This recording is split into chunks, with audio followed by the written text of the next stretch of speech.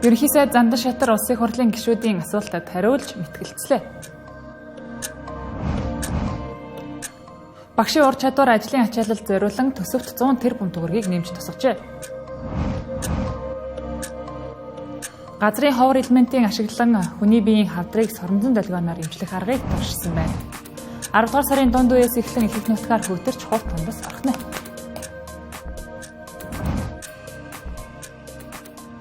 Арам зэрэг үзэгчдээ Тэнгэр телевизийн 7 мэдээллийн хөтөлбөр эхэлж байна. Анхаарлаа хандуулна.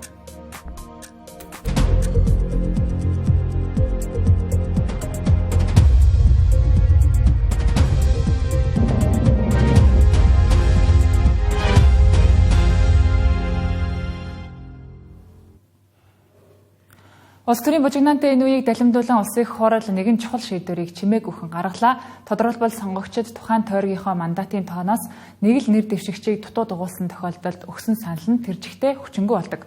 Улсын хурлын сонгуулийн тухай хуулийн 72-ийн 1 дахь хэсэгт энэ тухай тов тодорхой зааж өгсөн.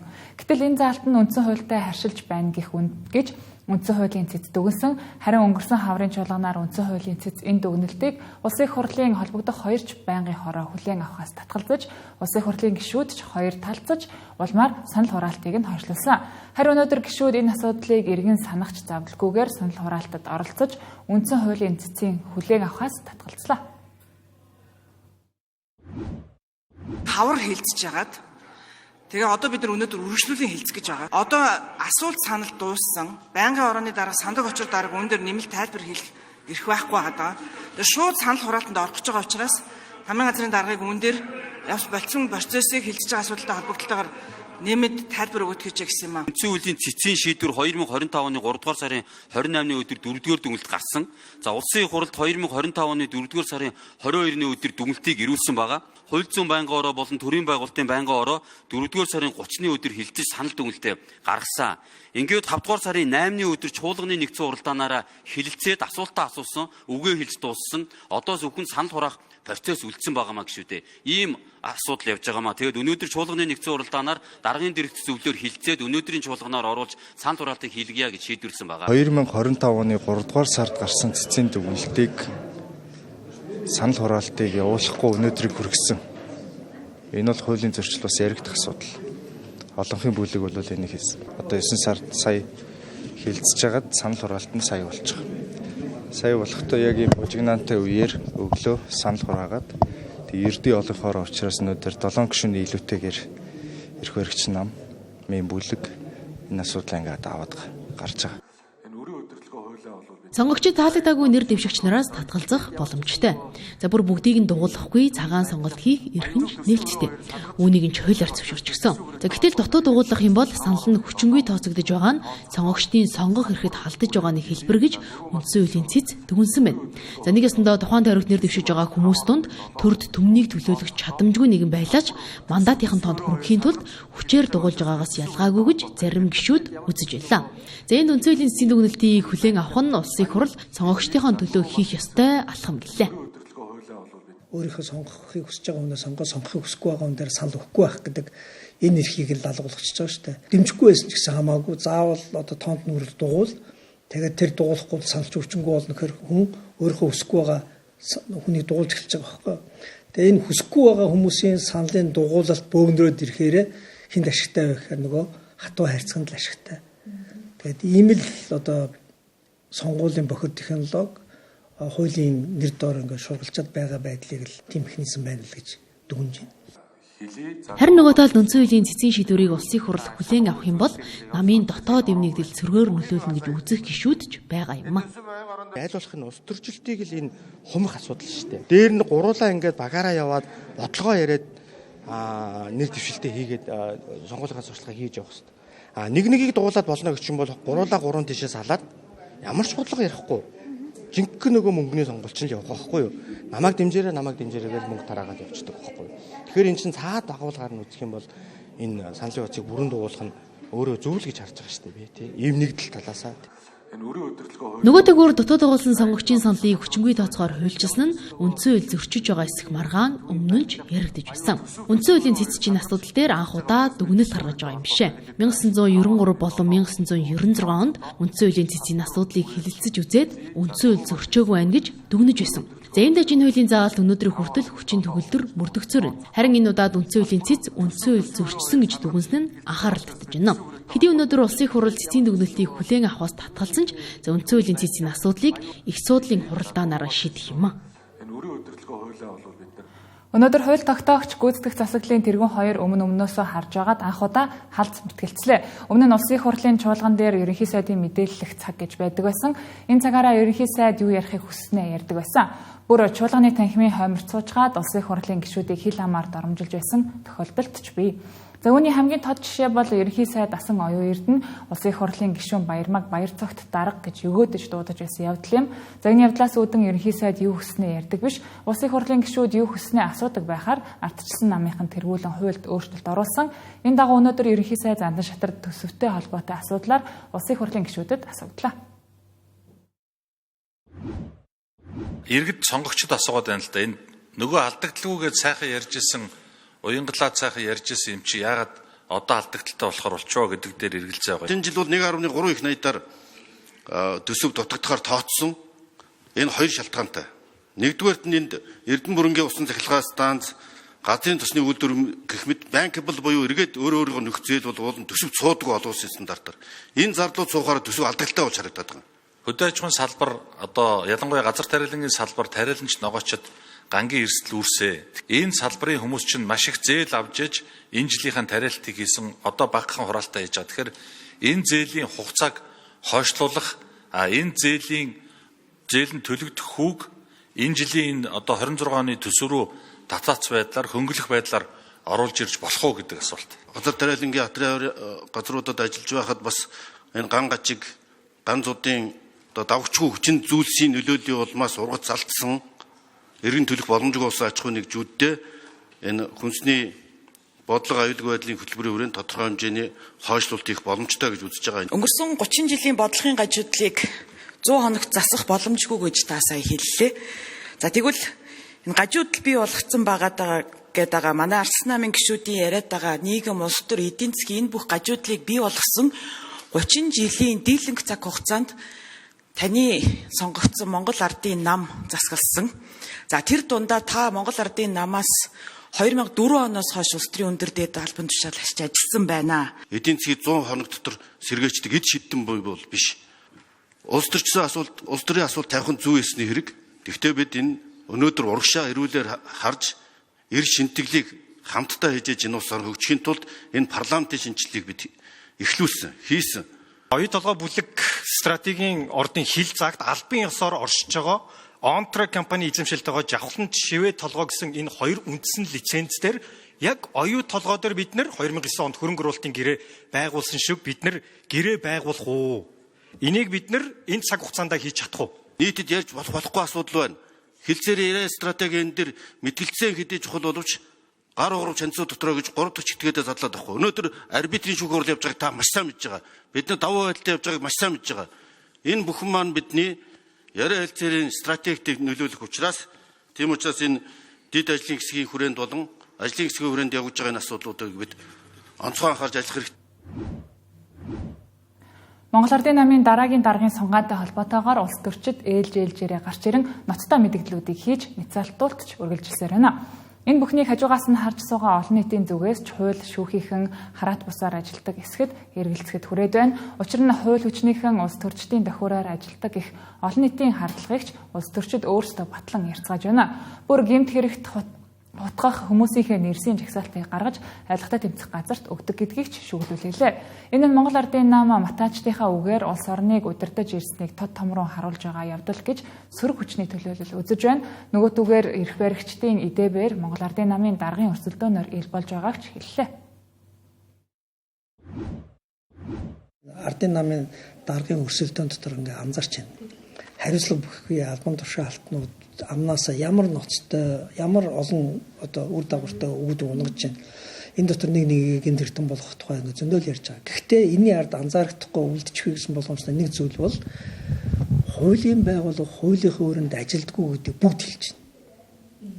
Өн хэдэн улсын хурлын гишүүн те том эрхмийн албан тушаалтанд тойр сууж байгаа хэнийг шоронд оруулахгүйгээ ярьдаг тухай ярьж байна. Үүр даалгавраар нь тэд нар хуулийн байгууллагад ажилдаг тухай ярьж байгаа гэдэг. Тэгээ энэ бүхэн чинь ингээд ард нь ингээ юу байгаа юм бэ? Зүгээр нэг хов жив шиг энэ яриануудын үр дүнгээр дуусчих юм уу? Эсвэл энэний ард ингээд бид сургамж аваад шийдэл хайх юм уу гэнгүүт одоо Монголд хамгийн ноцтой нэг юм байна. Нотлох баримт байгуулалга. Нотлох баримт гэдэг чинь объектив, хэмжигдэхүйц, тодорхой, няцаагдах зүйл нь багассан тэр факт баримтсэлтийг хэлдэг. Уул нь Ардын намын архив гэдэг бол ногоо малгатнуудын юус ирсэн аимшиг матаачдын архив байдаг гэдгийг биднээс мэддэг л байсан. Гэтэл өнөөдөр ч гэсэн бодит амьдрал дээр энэ матаачдынхаа үгэн дээр энэ нам улс орныг удирдах юм байна гэдгийг тод том харуулчихлаа шүү дээ. Тэгээ энийг биднээс өөрчлөх хэрэгтэй. Өөрчлөхийн тулд юу хийх хэрэгтэй? Хууль тогтоох байгууллага хууль тогтоох ажиллаа хийх хэрэгтэй. Одоо ганцхан шийдлүүл.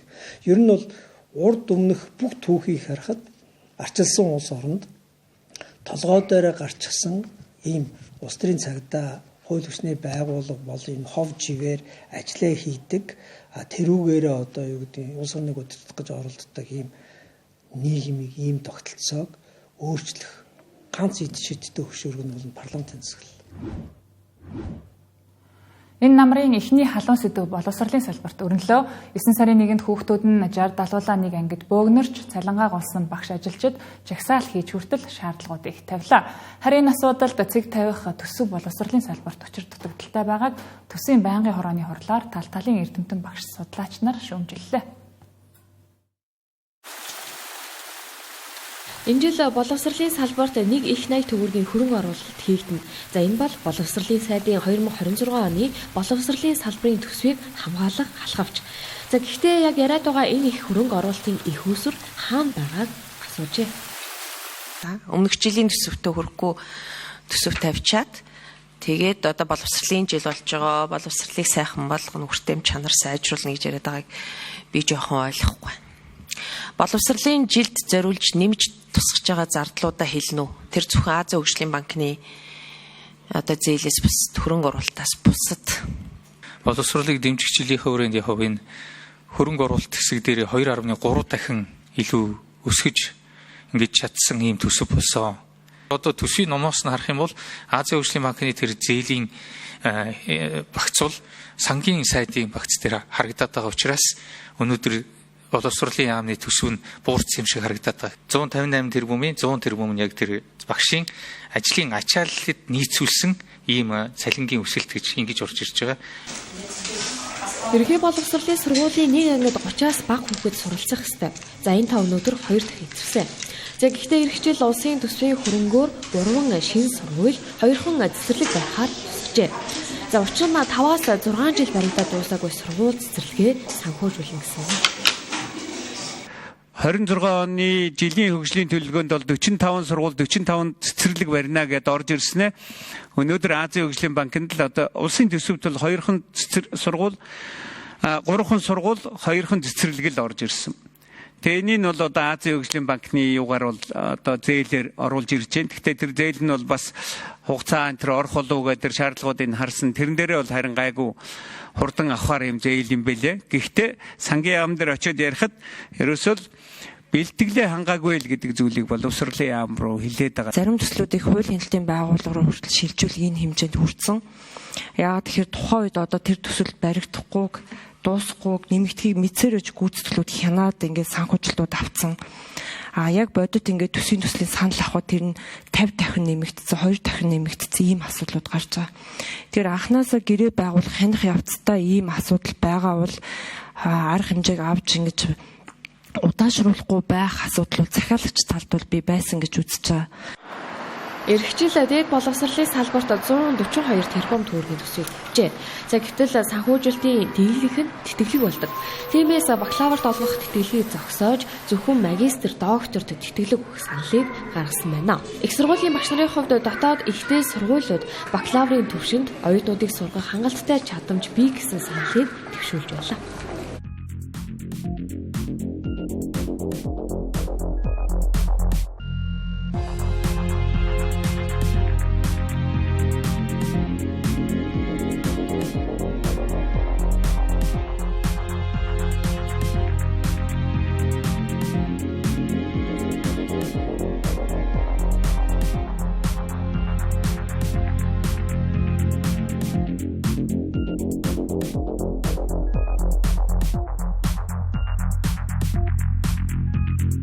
Долоорын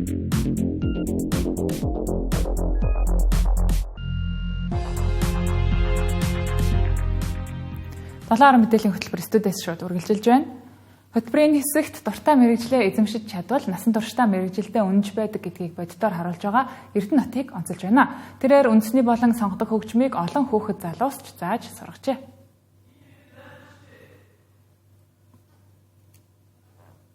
Энэ мэдээг хэсэг хугацааны дараа та бүхэндээ хүргэе.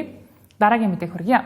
Жижиг хувьцаа эзэмшигчдийн эрх ашиг зөрчигдсөн асуудал он гарснаас хойш хэд хэдэн удаа давтагдлаа. Монголын хөрөнгийн биржид бүртгэлтэй хувьцаат компаниудын жижиг хувьцаа эзэмшигчдийн тоо сүүлийн 10 жилийн хугацаанд 2 дахин нэмэгдэж 617 мянгад хүрчээ. Гэтэл тэдний эрх ашиг дөрвтэй хамгаалагдаж чадахгүй байгааг зарим нэг компани жишээ нотлон харуулсаар байна.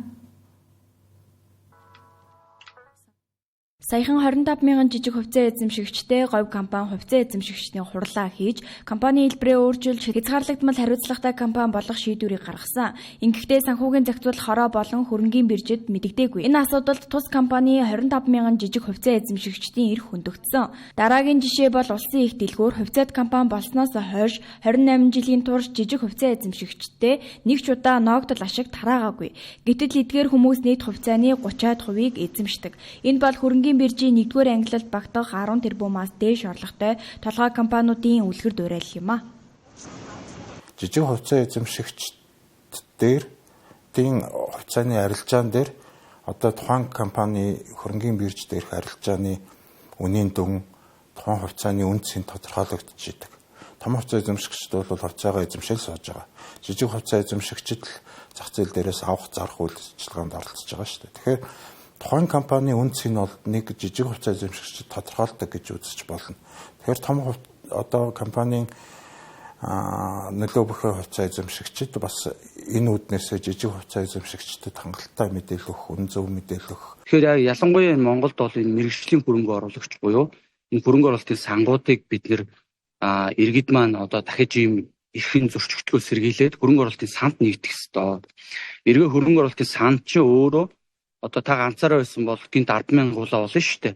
100000 хүний эрх ашиг яригдж байгаа учраас хөрөнгө оруулалтын сангийн дүн чинь ч өөрөө өндөр байна. Тэр компанидаа эзлэх хувь нь ч гэсэн өндөр болчихно гэсэн. Энэ үүднээсээ таны эрх ашигыг мэрэгжлийн хөрөнгө оруулагчийн үүднээс таны өмнөөс хамгаалаа явах боломжтой энэ институц нь хөрөнгө оруулалтын сан болохгүй. Монголын хөрөнгийн биржид үнэт цаасны бүртгэлээс сүүлийн 3 жилийн хугацаанд 28 хувьцаат компани хасагдсан. Тэдгээрийн 18 хувьцаат компани нь өөрсдийн хүсэлтээр үлдсэн 10 нь үнэт цаасны бүртгэлийн шалгуур шаардлага хангаагүй байсан тул хасагджээ. Санхүүгийн зохицуулах хорооноос хувьцаа эзэмшигч хөрөнгө оруулагчдын эрх ашгийг хамгаалах чигүүргийнхээ дагуу хяналт шалгалтыг хийдэг гэлээ. ХХК болох үед ямар эрх ашиг яригдах вэ гэхээр хамгийн гол яригддаг зүйл бол хувьцааг шудраг, бодит үнэн зөв үнэлгээгээр худалдаж эргүүл авах гэж байна уу гэдэг л асуудал үүсдэг. Ер нь бол хамгийн гол асуудал. Тэгэхээр бид нэр илүү түлхүү одоо энэ хөрөнгийн бирж болон санхүүгийн зохицуулах хороогийн ингээд зохицуулагч байгууллагууд маань бол илүү түлхүү энэ дээр илүү анхаарал хандуулах чухал байдаг. Хувьцаат компани гэдэг нь нэгж хувьцаа эзэмшигчдийнхээ эрх ашиг оролцоог хангадаг, санхүүгийн мэдээлэлээ ил тод тайлхнадаг, нээлттэй засаглалтай байх ёстой. Гэхдээ бодит байдал дээрээ эсрэгээрээ хувьцаа эзэмшигчдийн эрх зөрчигдсөөр байна. Энэ нь тэдний эрх ашгийг хамгаалах ёстой чигүүргийн байгууллага нь ямар хэмжээнд ажиллаж байгаагийн тод жишээ юм а. Ерөнхий боловсролын сургуулийн 12 дугаар ангийн сурагчид төгссөн даруйда их сургуульд эсэх гэхээс илүү gap year буюу завсар жил авахыг илүүд үздэг болжээ. Өөрөөр хэлбэл 1 жил өнжих хугацаанд гадагшаас оролцох бэлтгэлээ хийж байна. Энэ нь гадаадад өндөр боловсрол эзэмших гэхээс илүү манай улсын дотоод нөхцөл байдал, амьдрах орчны уруу дорой байдал нь залуусыг ийм сонголт хийхэд хүргэж байна гэлээ. Өнгөрсөн хичээлийн жилд гэхэд ерөнхий боловсролын сургуулийг 35 мянган сурагч төгссөнөөс ердөө тал хувь нь дотоодын ихтэй сургуульд элсжээ.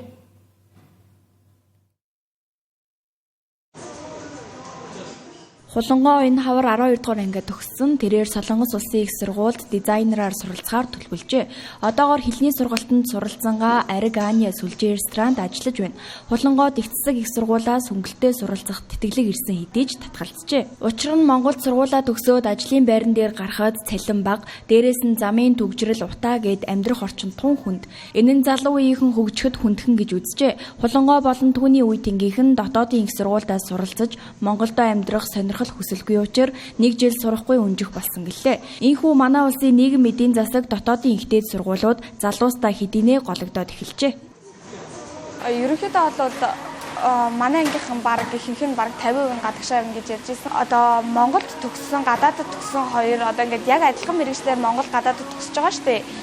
Тэгэхээр ирээдүйд ажлын байр нэгдүгээр олдсон нэг тэгээд дээрээс нь давхар тэр улс оронд өөрөө амьдраад ирэх хэрэгтэй болчихно. Яг нөгөө нэг давуу талууд амар их гарч ирж байгаа болохоор ерөнхийдөө гадагшаа гэж хэлсэн. Ерөнхийдөө жилийн чөлөө одоо яг ингээд жил өөрийгөө завсарлах бол зүгээр л одоо амар энгийн зүйл гэж боддог болсон. Ягаад гэвэл тэр хүн одоо энэ жил хүссэн сургуульд орж чадахгүй, яг хүссэн юмнасаа одоо жишээлбэл хоцорсон ч юм уу те.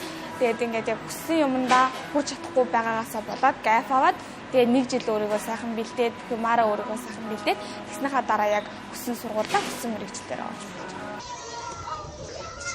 Ердөө нэг улсын сургуульд гэхэд нийт 12 дугаар ангиа төгсөж байгаа хүүхдүүдийн 30 гаруй хувь нь гадагшаа суралцахаар явж байгаа бол нөгөө хэсэг нь гадагшаа явахдаа өөрийгөө бэлдэж 1 жил завсарлах болжээ. Жишээлбэл нийслэлийн 48 дугаар сургуулийн 12-ийн А ангийг өнгөрсөн жил 35 хүүхэд төгссөний 6 нь гадагшаа суралцахаар явжээ. Тус ангийн багш ангийнхаа сурагчтай ярилцахад тал нь Монголдо сурахгүй, амьдрахгүй, завсар жил авч гадны улсад амьдрах хүсэлтэй байгаагаа хэлж байжээ.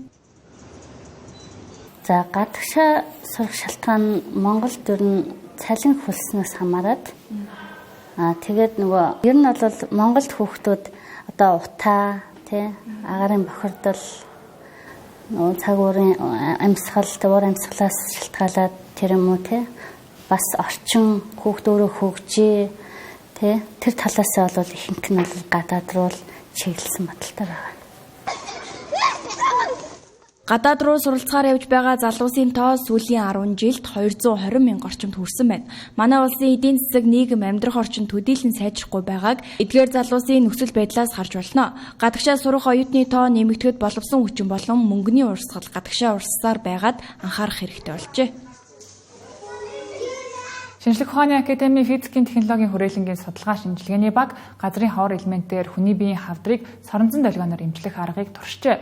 Ингэхэд умаа хүзүүний хавдрын эсийг ердөө 5 хоногийн дотор 80%-аар дарангуулж байгаа үр дүнг гаргажээ. Одоогоос 1 жилийн өмнө соронзон материалыг ашиглан дулаан ялгаруулж хавдрын эсийг эмчлэх шинэ аргын туршилтыг эхлүүлжээ. Ингэхдээ сүүлийн үед өвчлөл нас баралт нэмэгдэж байгаа умаа хүзүүний хавдрын эс дээр хийхэд туршилт амжилттай үр дүнг гаргасан байна. Энэ туршилтыг дан ганцаар Шинжлэх ухааны академийн физик технологийн хүрээлэнгийнхэн бус биологийн техникийн эрдэмтэд хамтран хийжээ. Хувьсгал соронзон оронд дулаан ялгаруулад байгаа тийм ээ. Тэгэхээр энэ өөрөө соронзон материал учраас соронзон момент гэдэг ойлголт байдаг. Энэхүү одоо соронзон моментын тэр хувьсгал соронзон хооронд ороод эхлэхээр одоо соронзон моментын чиглэл гэж байдаг аахгүй. Тэгээд тэр чиглэл нь ингээд спинүүд нь ингээд соронзон морин хувьсгал соронзон хооронд орохоор ингээд савлж эхэлдэг. Энэ бол маш хурдан хугацаанд болж байгаа учраас тэр олон савлтын дунд одоо энерги буюу дулаан ялгарч байгаа гэсэн. Энэ нь бол тодорхой бас тийм шалгууруудыг давж иж одоо дулаан болт ялгаруулдаг. Гол ялгаруулж байгаа механизм болохоор тэр соронзон моментийн спинний чиглэл өөрчлөлтөнд сэлгэгдэх нийл болоод Брауны процесс гэж ярьдаг. Энэ процессоос уялдаж дулаан бол ялгарч гарч байгаа. Газрын ховор элементээр дан ганц гар утас машин зэрэг технологи үйлдвэрлэх бус хүнийг хэмжиж болдог гэдгийг манай улсын эрдэмтэд харууллаа. Газрын ховор элементүүд нь орчин үеийн өндөр технологийн салбарт зайлшгүй шаардлагатай нөөцтөл түүнийг зүй зохистой ашиглах нь Монгол улсын эдийн засаг чухал ач холбогдолтой гэлээ. Соронзонд яаж төмрийн өвтөс татагддаг тэрийг бол бас амьдрал практик дээр мэдэн шүү дээ. Тиймэрхүү л одоо жишээний материал байгаа юм дээ. Манай физик технологийн хүрээлэнд миний удирдахсан төслийн хувьд бол одоо мэдхгүй 10 хэдх төслөл багт. Энд ч одоо миний ажилласан жил бол одоо 50 шахуу гэхээр чинь зөндөө юм болно шүү дээ. Энэ хамгийн сүүлийнх гэдгийг л сүүлийн төсөл гэдгийг л мэдчихэв. Яг хэддэх гэдгийг бол сайн мэдэхгүй байна. Энэ бол 2024-өөс 2025 онд хэрэгжүүлсэн Шинжлэх ухааны академийн грант төсөлд 11 байгууллагын 24 төслийг шалгаруулсан байна. Шинжлэх ухааны академийн археологийн хүрээлэнгээс 2, физик технологийн хүрээлэнгээс 2, уламжлалт ангаах ухааны хүрээлэнгээс 2, хил зохиолын хүрээлэнгээс 3 төслүүд шалгарсан байна. Тэдний нэг нь умаа хүзүүний хорт хавдрын эсийг газрын ховор элемент ашиглан дарангуйлах төсөл байлаа. Агаарын бохирдлыг бууруулахад сэргээгдэх эрчим хүчийг ашиглах, гэрт амьдардаг айл өрхүүдийн зуухыг нарны эрчим хүчээр ажилтдаг халаалтын системээр солих төслийг Чингэлтэй дүүрэг нэгдсэн үндэсний байгууллагын хөгжлийн хөтөлбөртэй хамтран хэрэгжүүлж байна. Энэ төсөлд бүгд найрамдагтад ард улсын засгийн газраас 2.5 сая $, санхүүжилтийг олох оруулжээ. Энэхүү уг төслийг бүгд найрамдах Хятад ард улсын олон улсын хөгжил хамтын ажиллагааны үндэсний агентлагаас санхүүжүүлснээр Чингэлтэй дүүргийн 500 хүртэлх айл өрхүүдийн Монгол гэрт нарны эрчим хүчээр халдаг технологиг суйрлуулахар болсон байна. Энэ нь агаарын бохирдлыг тодорхой хэмжээнд бууруулах, иргэдийн эрүүл мэндийн эрсдлээс хамгаалах, хүлэмжийн ялгарлыг бууруулах, улс даяар цэвэр эрчим хүчний хэрэглээг өргөжүүлэхэд чухал хувь нэмэр оруулна гэдгийг хэллээ. Энэ хөтөлбөрөөр Чингэлтэй дүүргийн 50 дундаж орлоготой айл өрхөд цэвэр эрчим хүчний боломжийг олгож байна. Үгээр дамжуулан халуун дулаан гэр бүлтэйгээ өвлжин мөн Улаанбаатар хотын агаарын бохирдлыг бууруулах чиглэлд хувь нэмэр оруулж авахад баяртай байна. Хятад Монгол орн бол ойрын хөрш. Олон салбарт маш нягт харилцаатай байдаг. Энэ жилийг Улаанбаатар хот бүтээн байгуулалтын жил болгон зарласан. Монгол Улсын засгийн газар Улаанбаатар хотын захиргааг дэмжих энэ ажилд тусдын болохыг хичээж байгаа. Цаашид агаарын бохирдол төвчрлийн асуудалд өөрийн хувь нэмрээ оруулахыг хүсэж байна. Энэ чухал туслыг эхлүүлж байгаад тун таатай байна. Бид гэр хорооллын өрхүүдэд сэргээгдэх эрчим хүчин суурилсан шийдлийг нэвтрүүлэх туршилтын төслийг 2023 оноос хэрэгжүүлж эхэлсэн. Үр дүнд ч хүрсэн. Энэ удаа төслөө өргөжлүүлэн олон айл өрхөд хүргэх үүднээс төслийн хүрээнд 450 гаруй өрхөд энэ шийдлийг хүргэхээр ажиллаж байна. Шийдлийг нэвтрүүлснээр хүмүүсийн эрүүл мэнд аюулгүй байдалд хувь нэмэр оруулж байгаа. Мөн галаа түлхэд зарцуулдаг 2-3 цайгийг хэмнэж байгаа олон давуу талуудтай. Цаашид үүнийг буцалтгүй тусламж маягаар хэрэгжүүлдэг биш, илүү тогтвортой загварчлал болгож хөгжүүлэх зорилготой ажиллаж байна. Энэхүү төслийг бол Чингэлтэй дүүргээс өнгөрсөн жилээс эхлүүлээд нэгдсэн үндэсний байгууллагын хөгжлийн агентлагтай хамтраад хэд хэдэн тусшалт хийсний үндсэн дээр одоо яг ингээд албан ёсны төсөл болгоод эхэлж байгаамаа. За бид бол анхандаа бол 150-аас 200 айлаар эхлэе гэсэн төлөвлөгөөтэй байсан. За үүн дээр харин Хятадын засгийн газрын санхүүжилт нэмэгдэж ирснээр 500 айл бас энэ төсөлд нэмэлтээр орж ирэх боломжтой болж байна.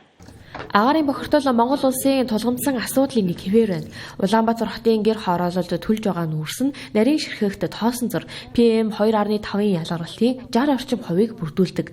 Чингэлтэй дүүргийн зүгээс энэ асуудалд аль болох нүүрснээс татгалзах, аль бүрийг дулаан алдагдaltaгүй болгох, халаалтын ногоон шийдэл рүү шилжүүлэх чиглэлийг барин ажиллаж байгаа гэлээ.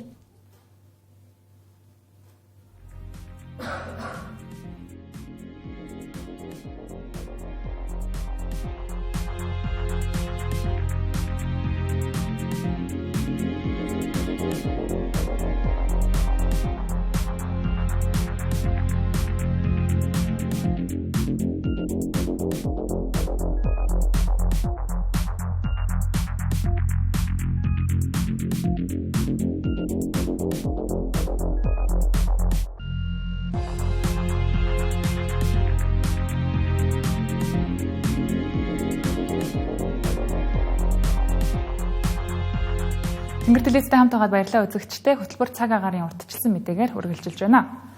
Эх сарын цаг агаарын төлөв гарсан байна. 10 дугаар сард нутгийн баруун хойд хэсгээр олон жилийн дунджаас хүйтэн, харин бусад нутгаар олон жилийн дунджийн орчин байхаар урьдчилсан төлөв гарчээ.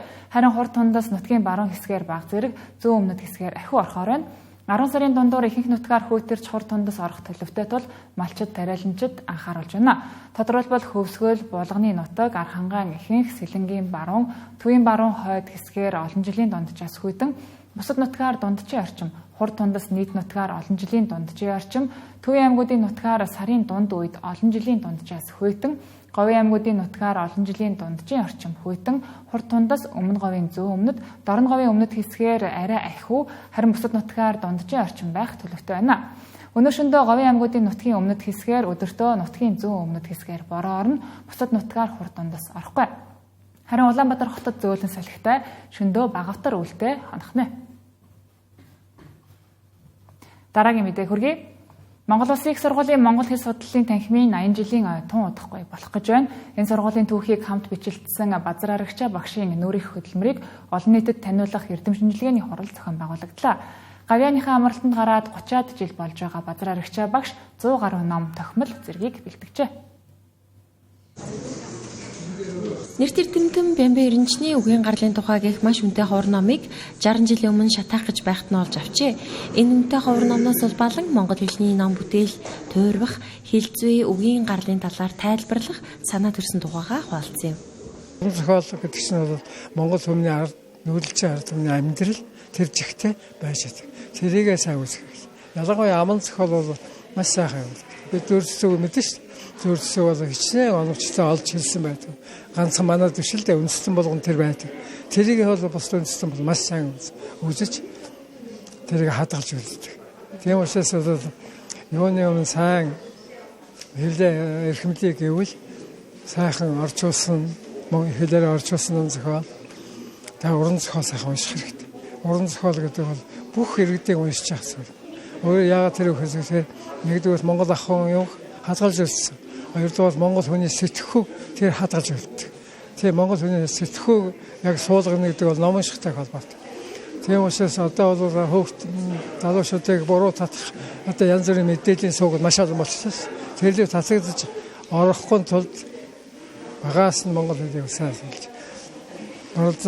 Баруун үгнийг сайн уншуулж явах хэрэгтэй. Сургалтын оновчтой арга зүйтэй хослуулж шинэ одоо хичээл боловсруулах, хуучин зарим хичээлийн агуулгыг нь баяжуулж арга зүйг нь сайжруулах гэх мэтэр бол тэр хичээлийн одоо үйл дэсэн гэж хэлж болно. Өөрөөр хэлбэл одоо үе үеийн олон шавнар нь бол задраа өгшин одоо санал болгож боловсруулсан үгийн гарал судлагддаг хичээлийг юм уу, өгүүлбэр судлагддаг юм, их судлагддаг хичээлүүдийг бол манай тийм хэмд бол заасаар байгаа.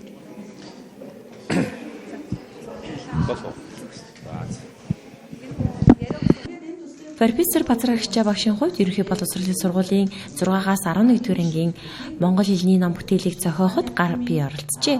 Мөн сургуулийн цөм хөтөлбөр зэргийг тэрээр боловсруулсан гээд түүний хийж бүтээсэн ажлыг дурдвал дуусчихгүй маа. 7 хоногийн турш технологийн салбарынхныг нэгтгэсэн Tech Week 2025 өндөрлөлөө. Өнөөдөр хамгийн сүүлийн өдөр ICT форум зохион байгуулагдаж, яриа хэлцүүлгүүдээс гарсан үр дүнг танилцууллаа. Энэ талаарх дэлгэрэнгүй мэдээллийг төрийн ордноос ганц цацрал бэлтгэжээ. Орой мэндийг хүргэн үзэгчдээ ICT форум 2025 өндөрлөж байна.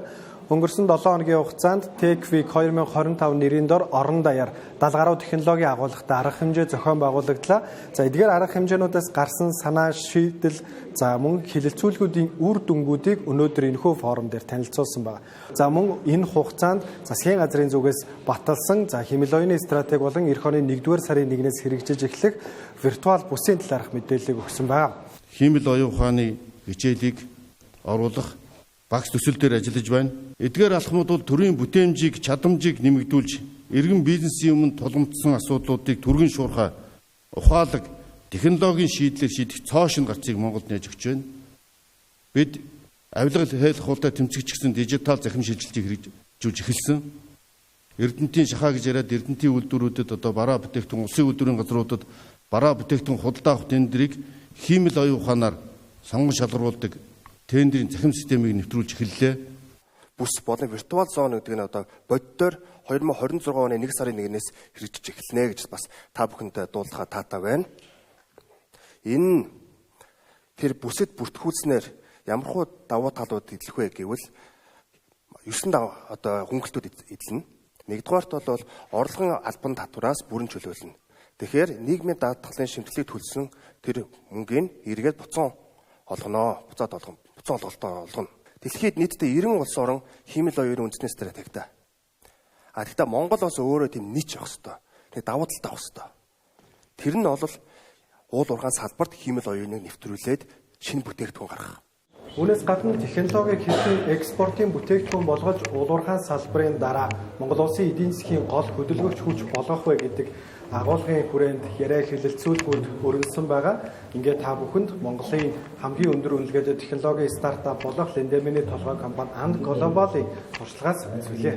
За бидэд 2018 оны 6 сар хавцаанаас бол ер нь яасан бэ гэхээр олон улсад ер нь далаацтай гарахын тулд хэдүүлээ ер нь түнш үүсгье гэдэг ийм арга замаар явсан. За энэ болгоны үр дүн тэгвэл ямар биднэрт боломж нь байгаа юм бэ? Ямар потенциал байгаа юм бэ? Яг бидэд нэлээд 4 жил ингээл махин байрын байж явж ирлээ. Тэрний үр дүнд өнөөдрийн бидний одоо гаргаж байгаа одоо боломж гэх юм уу бидний харж байгаа энэ боломж юу вэ гэхээр яг ингээд биелүүлсэн байдлаар харах юм бол бид нар өнөөдөр 11 улсын 40 гаруй одоо компани байгууллагуудад бид нэр өөрсдийнхөө технологийн шийдэл софтверийг бид нэр түгээгээд байна. 5-7 жилийн дараа гэхэд Nasdaq-ийн хэмжээний дэлхийд одоо хүлээн зөвшөөрөгдөж юм хөрөнгөний бирж дээр unicorn статустай буюу тэрбум долларын үнцэнтэйгээс дээш одоо IPO хийхийг ингээд зорио явж байгаа. За технологийн салбарын 7 хоногийн туршид өөрсдийнхөө өмнө тулгамдж байгаа асуудал за хэрхэн дараагийн шатанд гарах за өөрсдийнхөө бүтээгдэхүүнийг ахиулахад нэгнийгтэйгээ хэрхэн туршлага хуваалцах за мөн хэрхэн хамтын ажиллагааг бий болгох вэ гэдэг маш өргөн хүрээтэйгээр яриа хэлэлцүүлгүүдийг өрнүүллээ. Эдгээр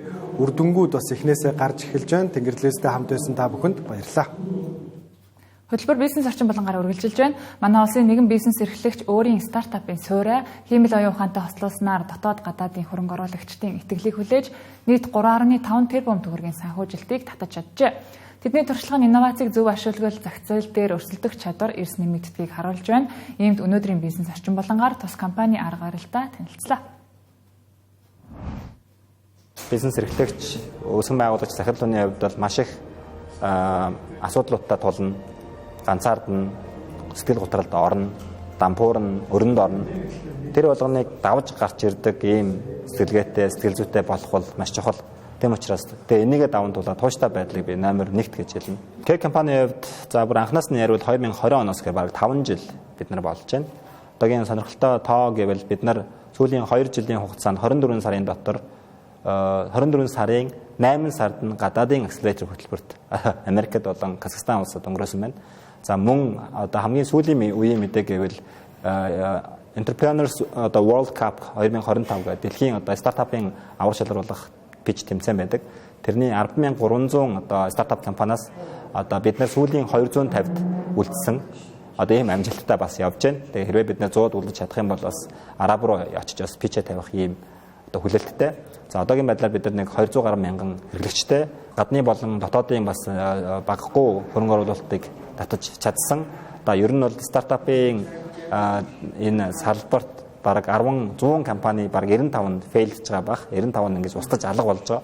За бид нар бол цөөхөн одоо survive хийж тэ ингэж амьдарч үлдсэн цөөхөн хэдэн стартапын нэг болов уу гэж бодож байна. Тэр дундаа яг care эдийн засаг, care economy гэдэг нэг бий болгох гээд явж байгаа эмнэлгийн мэргэжилтнүүд технологийн бизнесийн нийлээд хийж байгаа бас ер нь бол тун өвөрмөц компани болов уу гэж бодож байна. Амбиц бол мэдээж илүү олон улсын зах зээлээс доллар татдаг ийм Монгол төвтэй Монгол фаундеруудтай ийм технологийн компани болох зорилготой үйл ажиллагаа явуулж байна.